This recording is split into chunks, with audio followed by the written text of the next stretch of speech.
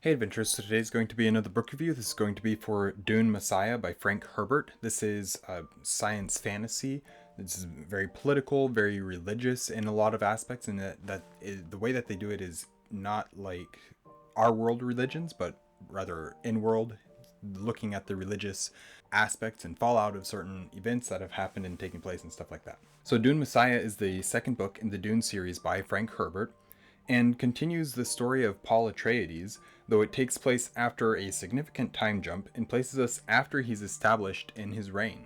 Because of that, we don't see the events that transpired between the end of Book 1 and the start of Book 2, and we really have kind of to decipher those events and what has happened in them based on what is going on now and what was being set up for in the previous book. Before I get on into the rest of this review, though, I just quickly like to say welcome to an Erudite Adventure. I'm T. If you're liking what you're seeing from us, please like, comment, and subscribe. So as I mentioned, there's kind of a ton that goes on in the time jump between Dune and Dune Messiah.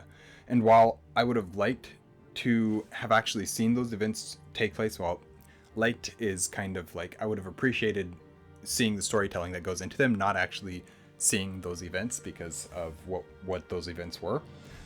While I would have liked to see those events take place, I think it's a good choice on Herbert's part to skip that and just look back at them and see what has happened and what the repercussions are due to those events. I think that's a strong, bold choice as an author to do, and I think it works in his favor with this series because of what he's trying to do with this series. This is a much more political book, even though book 1 was also very political. Book 2 is significantly more so. But this one deals with specifically Paul as the emperor and how that influences and affects the universe. What his style of rule has been, and now the after effects of that, after he's been a ruler, but after he's been reigning for however many years. I'm not entirely sure how long it's been, but what it looks like, what the world looks like now after that.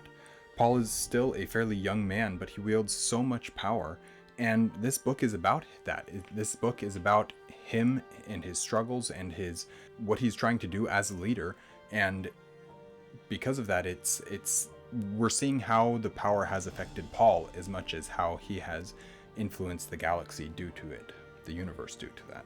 But even with that, it's far from an actionless story. And there's always things that are going on to raise the tension.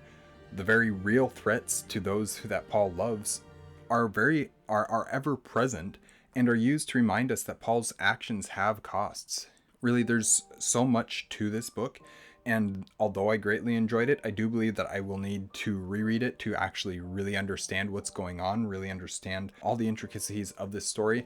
As just looking at it from a face value, from a surface level reading of the story, I enjoyed the story, I enjoyed the book, and I know that there's more to it than I was seeing, and so I need to read more or reread it so that I can understand those things more. It probably would help to listen to some discussions on it or watch some discussions or something on it, just so I can understand a little bit more the intricacies of that. But whatever the case, I do want to reread the book because it'll really help me to understand more, because it's not a simple story. It's a very much a complex political and religious story tale that is being told that follows up from the first Dune book, which in and of itself is not a simple book, even if Messiah is a third of the length. But it was definitely enjoyable to me. I definitely enjoyed my time reading the book, and I want to reread it, but I also want to continue with the series, especially with book 3, which I think is Children of Dune.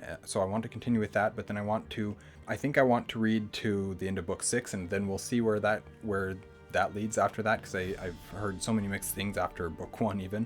So we'll see what happens, but I do want to continue with the series, at least read Children of Dune, and then at least beyond that, likely to read the next 3 until the end of book 6, which I don't know what all those titles are. But anyways, that is my review for Dune Messiah. Thank you guys for watching an Erudite Adventure. We post videos every Monday and Thursday and have our social medias linked in the description down below. We'll see you guys again soon. Stay warm.